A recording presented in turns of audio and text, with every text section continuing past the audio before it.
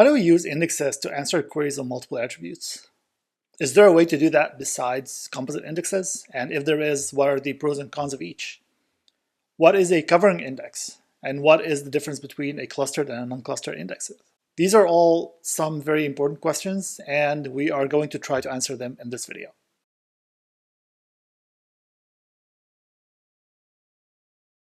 Hello and welcome. My name is Elhelw. We have been talking about indexes for the last couple of videos, and it's a huge topic that's very important in query processing, in databases in general. We have talked about a bunch of different kinds of indexes. We've talked about B-tree indexes, we've talked about hash indexes and how each of them are stored, how they're used to answer queries.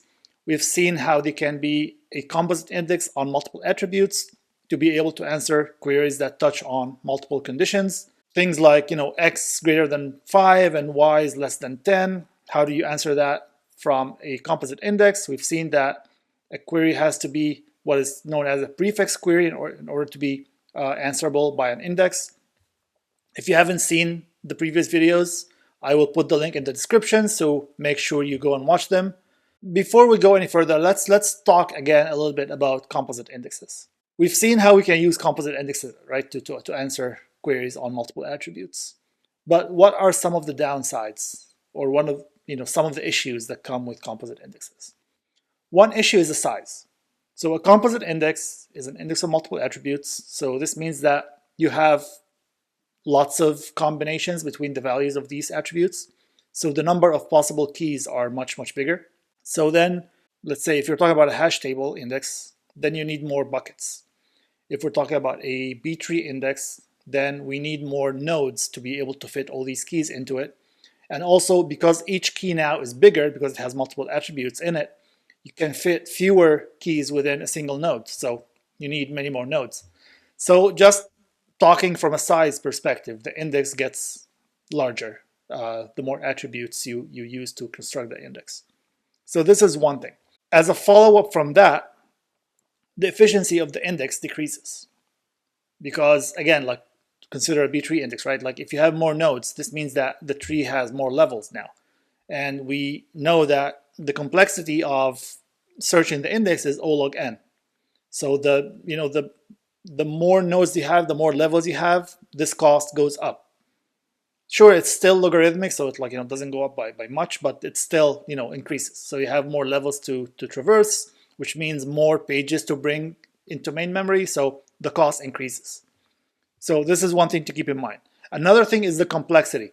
When we're talking about single column indexes, right? Like if every key has just a single value, it's easy to compare, it's easy to figure out what's less, what's greater, and all that.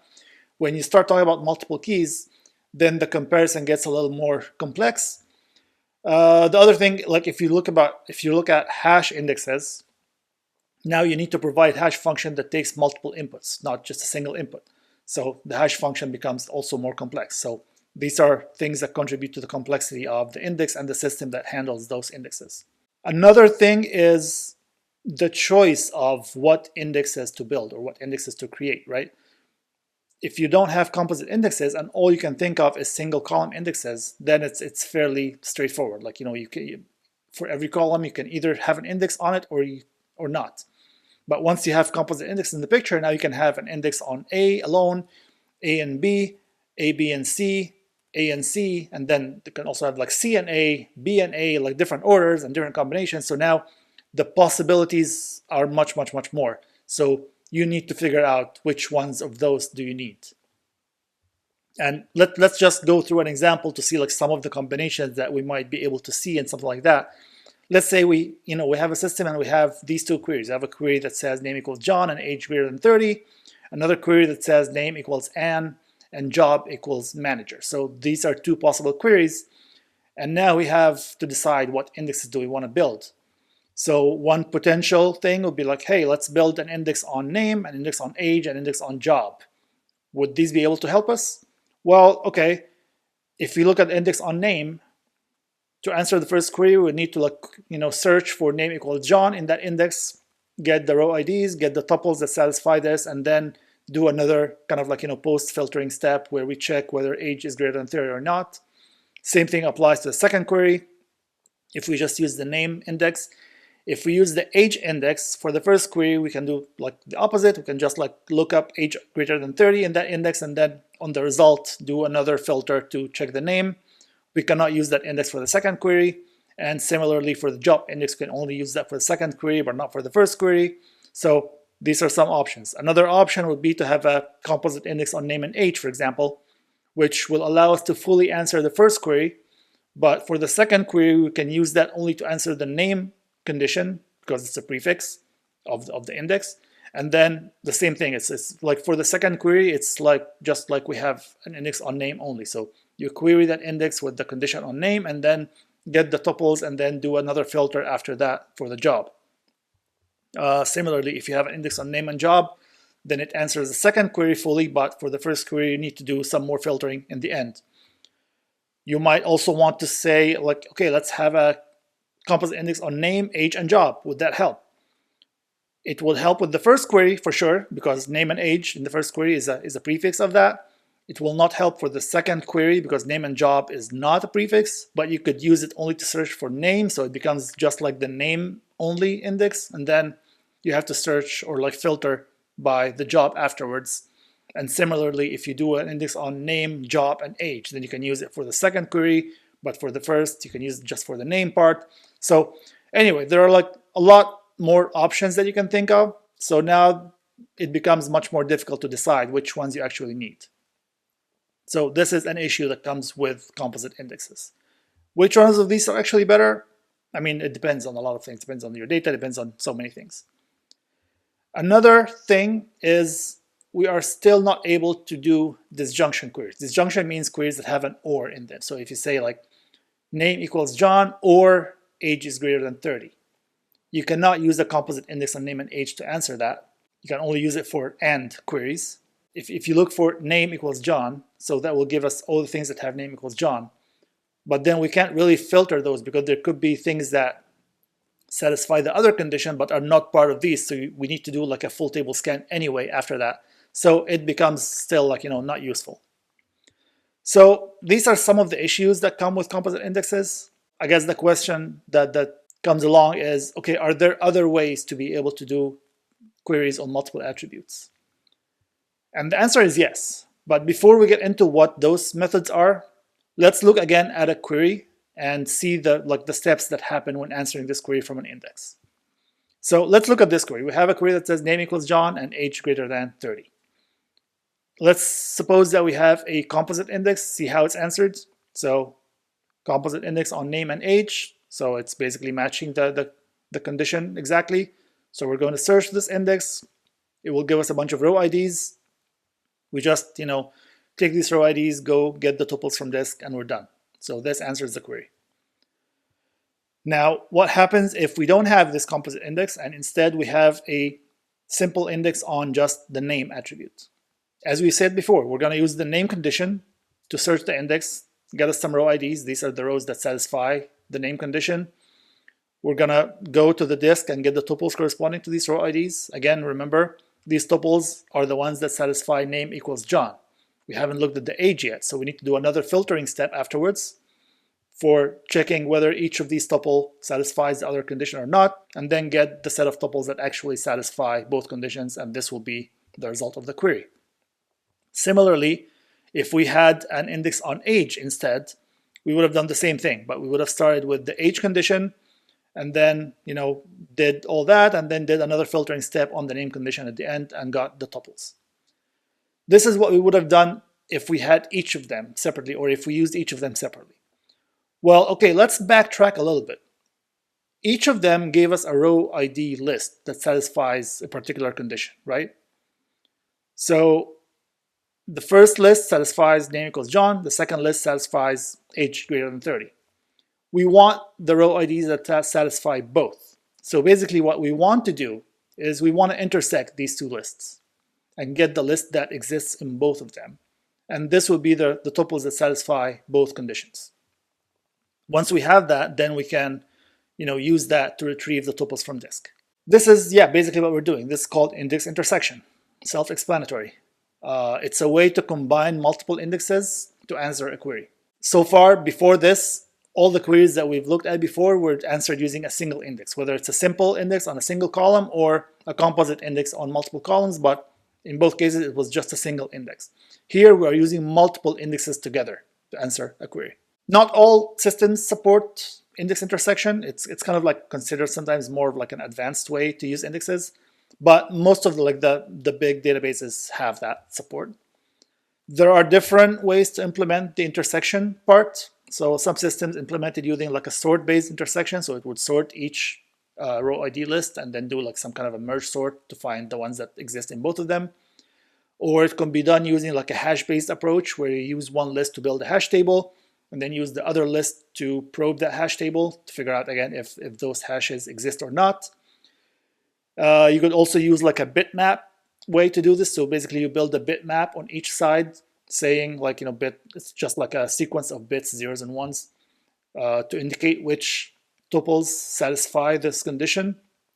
And then you can do like a bitmap and between the two sets. So the bits that end up with 1, it means that they exist in both sides. Then, you can go and get the corresponding tuples. So yeah, I mean, different ways, but the same idea. They all allow us to use multiple indexes together. So if we look back at our previous example, given those two queries, we can use just the simple basic indexes on single columns to answer them. So if we use the index on name with the index on age and intersect the results, we can get the answer to the first query. Similarly, if we intersect the search for the name condition and the job condition, then we can answer the second query. Now let's look at something that we have not looked at before, which is queries with OR. We said that we cannot answer these using composite indexes, but can we answer them now? Let's see, given two indexes on name and age, we can do the same thing that we did before, get these list of row IDs that answer the two conditions separately.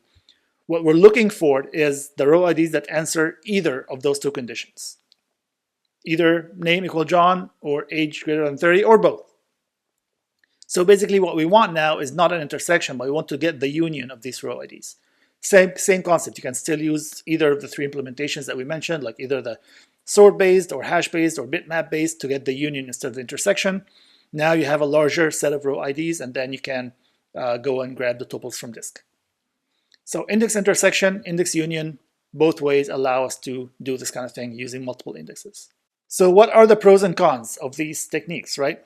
The main advantage is flexibility. It allows you to answer a lot more queries than we used to be able to using a much smaller set of indexes. Like the basic case, if you have like indexes just on single column, you can use these to answer a lot more queries than we used to be able to answer before. So it gives us a lot more flexibility in what kind of queries we can answer. Specifically, or like, especially queries that have OR conditions in them, which we were not able to answer before. This allows us to do that. And as I mentioned, like we need way fewer indexes than we would need normally. So this means we use less space. The update cost becomes much less because we have fewer indexes to update anyway. The other side, the disadvantage, is that it's expensive. Querying a single index is always better, faster than querying multiple indexes. Even if that single index is a composite index, it's still faster than querying multiple indexes. Besides, we also have the addition of an intersection or a union operation, which is expensive. Whether you do it using sort-based or hash-based or bitmap, it's still additional cost. So that adds up to a more expensive operation overall. So it gives us flexibility, but it also, introduces extra cost and slows down the operations more. All right, let's see a quick demo on Postgres to see what the index intersection and union look like. So I have this table here. Let me show you the table that I have. So it has 4 columns. I already built 2 indexes on it, one on column A, one on column B. Each index is a B3 index. Just quickly, let's see how many rows are in this table. So we have about 16,000 rows. So it's a relatively decently big table, but not, not millions or anything like that. Just to kind of illustrate the idea. So let's try this query. So we have a select query from test where A is less than 5 and B is less than 5,000. So we have 2 conditions, one on A, one on B. And remember that we have only single column index on A and single column index on B. Are we going to be able to use them? Let's see. So yeah, we have this plan, and in plans we usually go from the bottom to the top. So we have both index scans on the two indexes. Each index scan is using the condition on the corresponding column. So we have index scan on the first index on this condition, and on the second index on this condition. And we notice here it uses bitmap index scan, so it's actually building a bitmap, as we have explained in some of the implementations of the index intersection and union. So we have this bitmap on each scan, and then we want to intersect them, so it does a bitmap AND. So it's basically doing an AND of the bits, so it's like an intersection. And then the result is going to be used to do a heap scan on that table to get the actual tuples that have these IDs. So this is how we can do an index intersection and use two different indexes to answer one query. Now let's see if we modify the query to become an OR instead of an AND, which is something we were not able to do using composite indexes. But in here, now we have an index union plan. So again, we're doing a bitmap index scan on each of the two indexes, and then we're doing a bitmap OR, which means that we are doing a union of the results of the two index scans. That's basically just like on the row IDs or the location of these tuples. So now we have all the tuples that satisfy either of the two conditions, and then we can use the result of that to do a heap scan and retrieve the actual tuples. So yeah, this demonstrates how the index intersection and union are done in a system like Postgres. Okay, so now that we have seen what it looks like in practice, which is better? Like, is it better to have a composite index, or is it better to have multiple, like, smaller indexes and use union intersection? I don't know. There is no clear winner. Like, each situation has its pros and cons, as I said. It depends on a lot of things. It depends on your data. It depends on your queries. There are questions that you can ask yourself, and like maybe they can help you understand which is better. Like, check your queries. Like, are there certain attributes, 2 or 3 attributes, that you always have queries on them together?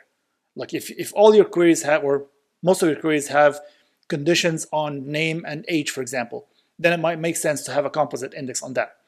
But if your queries have different combinations of attributes, then maybe using intersection would be better. How frequent are the updates? Like, if you do too many updates, then you probably don't want to have too many indexes and too big indexes. So maybe smaller set of indexes would be better. If you don't have that frequent updates, then you don't have to worry about that. Do your queries have ORs or not? That's another thing to consider. So yeah, like, there are lots of different things that you need to look at, and there's no one solution fits all. There's nothing that is always better than something else. So each situation is unique, and each situation may have a different solution. Okay, let's talk about something else. In all the previous queries so far, we always had this like final step of taking the row IDs and going to the table storage to get the tuples, right?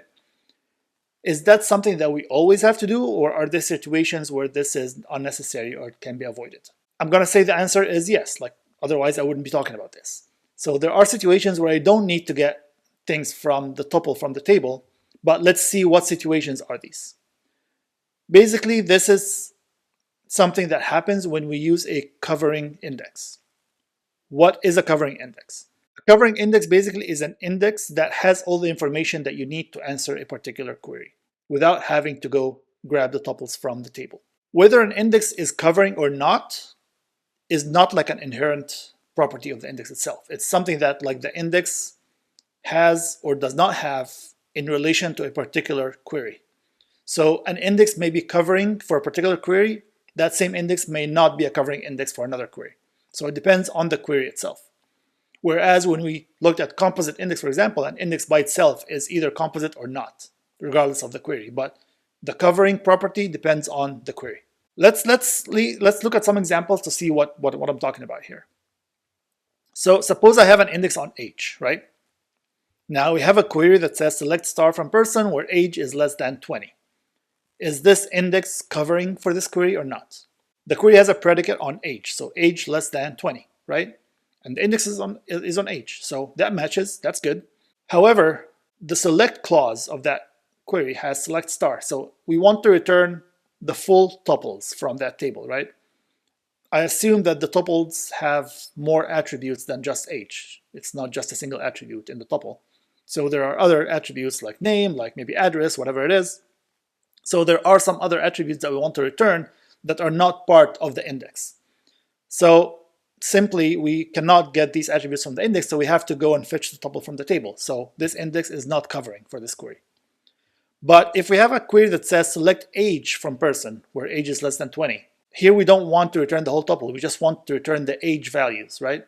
So basically we want to return all the age values from that table that are less than 20. So if we look at the condition, we're going to scan the index, look for the nodes that have ages less than 20, and as we're going through them, we already have the values, right? Like we don't need anything more than that. We can just return the values directly. We don't need to go to the table. So in this case, this is considered a covering index. Another example, let's have a composite index this time on name and age. Again, the same thing, if we're doing select star, assuming that the table has more attributes than just these two, then this is not a covering index. But if we do, select age from the table where we have these conditions, again, we're not getting any extra information that what we have in the index, so this is a covering index. Let's look at another query. If we say select name from person where age is less than 20, given the index that we have, is this covering or not? No, it is not. Why? Because the age less than 20, is actually not a prefix query from the index, right? Like the index starts with name, so we cannot actually use this index at all to answer this query. However, if the query was reversed to become select age from person where name equals John, now the condition on name is a prefix condition from the index, so we can use this index. And as we're scanning the leaf nodes looking for the name condition, we also have the ages, right? So we can return those ages. So in that case, that fourth query is, or the index in that case is a covering index. All right, let's see what that looks like in Postgres. So we have this table here. Let me show the table that I have. So it has 4 columns, it has 2 indexes. The first index is a simple index on column A. The second one is a composite index on columns B and C. Now let's try a simple query.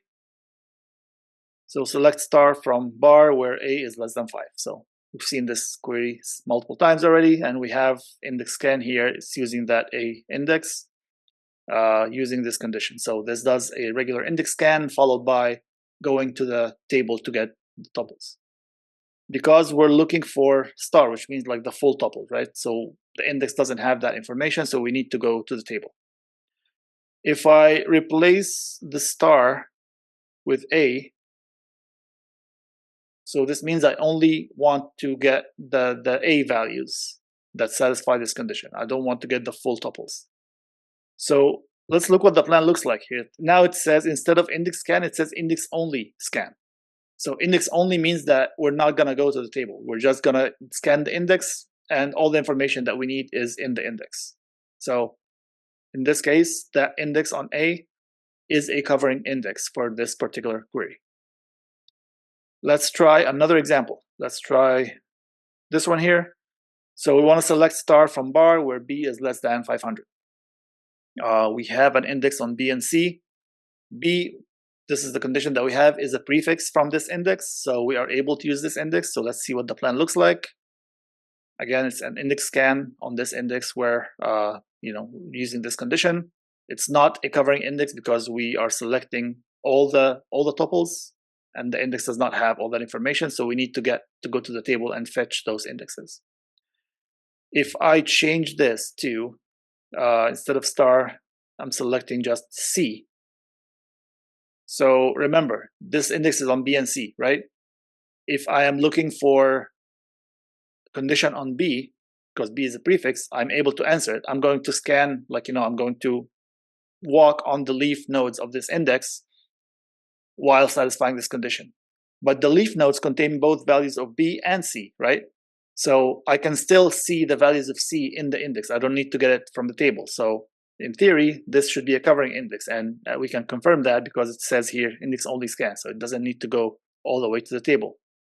Whereas if I do, instead of C, if I'm looking for column A, for example, column A is not part of this index, so we need to go to the table, so this becomes a regular index scan, not an index only scan. So again, for the previous query, this index is a covering index, but for the last query here, it is not a covering index. So this can illustrate the differences and how indexes can be covering or not based on the query that we have. So now that we've seen how this works in practice, what are the advantages and disadvantages of covering indexes, right? The advantage is that it's obviously faster. If we have all the attributes that we have there in the index, we don't need to grab something from the disk, from the data table pages, then it's faster. So why not just put as many attributes in the index as possible and make it covering for many queries? Obviously, because it means that the index gets bigger, it needs more nodes, it becomes slower. It may also not actually be covering for as many queries as we think because the order matters. So like we might add some attributes that would make some queries become not prefix queries, so we may not be able to use the index for them. So adding just attributes to an index is not always a great idea. So we need to be careful how we build our indexes. Okay, now let's talk about clustered and non-clustered indexes. These are very common things that many people have heard about. Some people maybe not know what the difference is. So let's first illustrate non-clustered index with an example.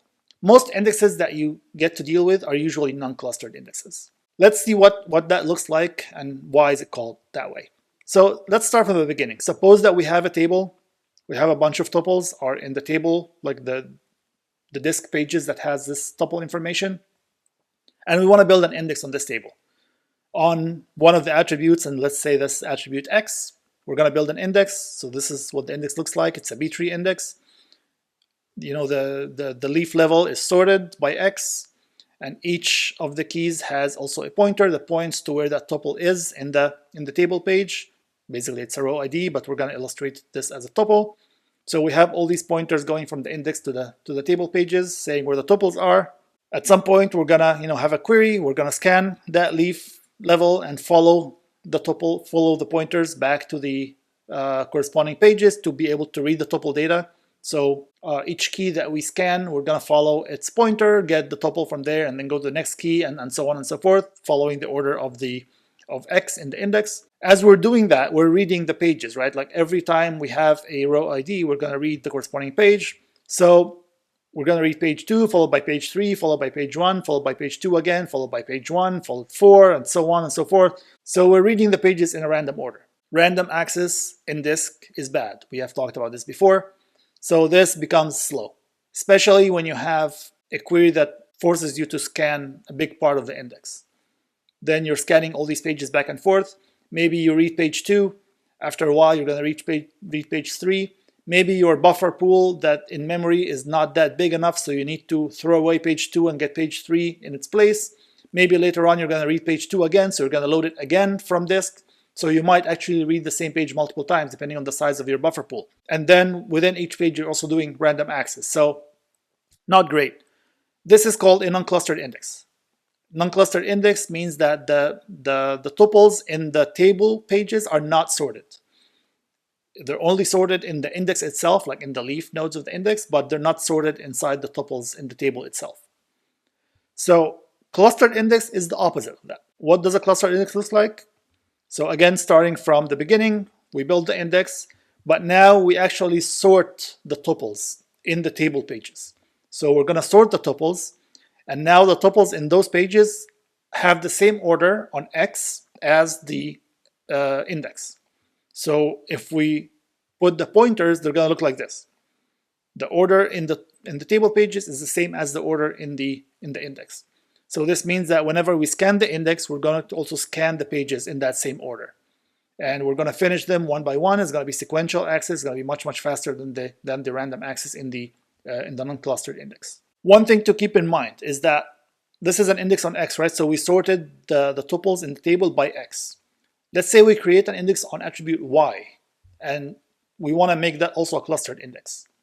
This means that we want to sort the tuples by Y, but this means that the order that we had before changes. So we cannot have the tuples sorted by two things at the same time. So it's either sorted by X or it's sorted by Y, which means that you can only have maximum one clustered index per table. You cannot have multiple clustered indexes per table. You can have as many non-clustered indexes as you want, but just one clustered index max. You can maybe have 0, but the maximum you can have is one clustered index. All right, so what are the pros and cons?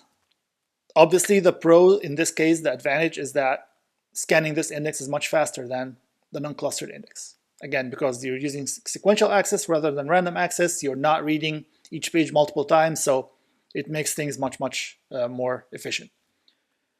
The disadvantage is that you actually need to sort the data on disk, in the table pages, right? Which means that the cost of update becomes much more expensive.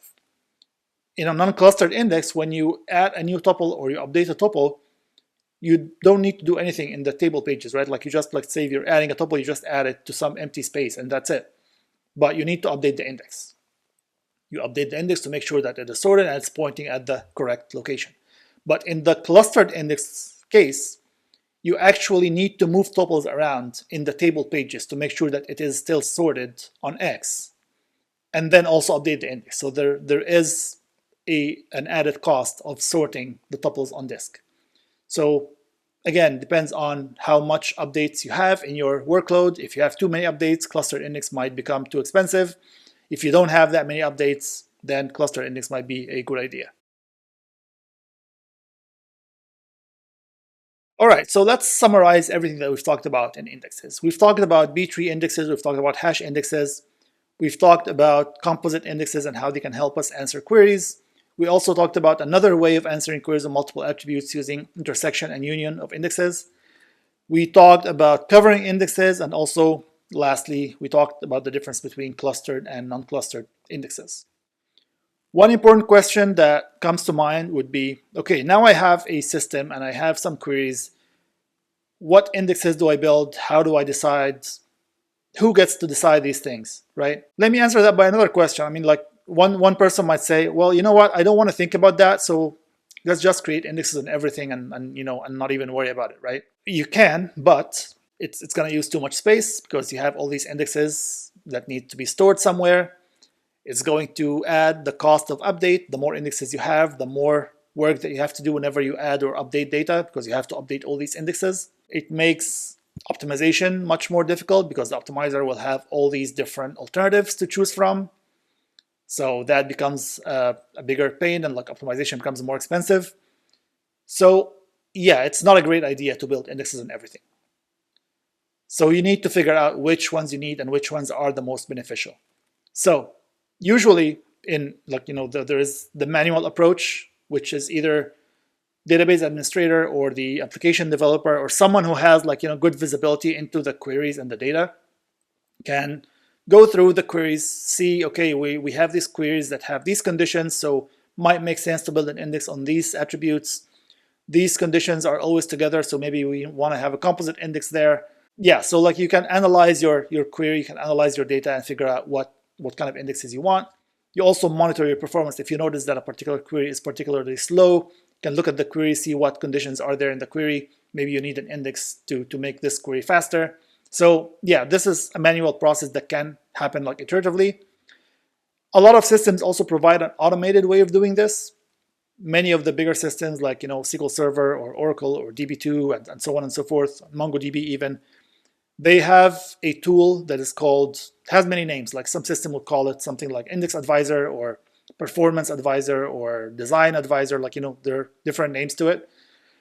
Basically, it's a tool that analyzes your workload, analyzes your queries, and would recommend which indexes you need to build. And this is something that you can either run it on demand, like you can just like say, okay, run this tool right now, take these queries and tell me which indexes I should build.